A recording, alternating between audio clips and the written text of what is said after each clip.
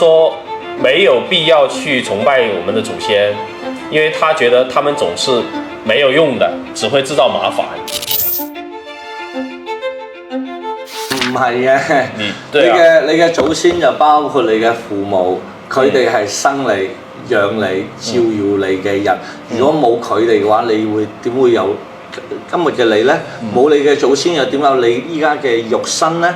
你如果係咁樣諗啊嘅話呢，所有人都係有麻煩嘅，所有人都有佢不足嘅地方嘅。你如果永遠係睇到呢個世界嘅陰暗嘅一面，而睇唔到呢個世界一個叫做光明嘅一面嘅話呢，我覺得呢個人呢係好極端嘅。你嘅人生亦都會遇到好多嘅麻煩嘅，因為一個人能夠活得長久，一個人能夠喺呢天地之間順利，係我能夠包容埋所有嘅不足，因為呢個先係世界，冇可能所有嘅嘢只有好，同埋我只要好嘅，唔要唔好嘅。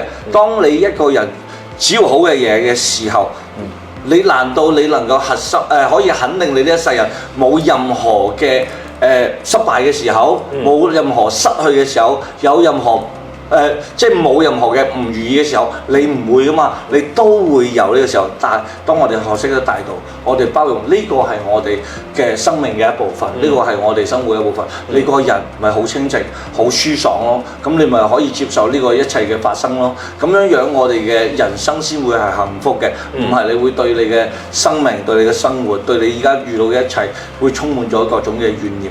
我希望我哋能夠傳播呢個思想，就係能夠大家能夠 get 得到呢個點，咁跟住我哋去擁抱我哋更加好嘅未來。因為祖師爺留過落嚟俾我哋嘅智慧係點啊？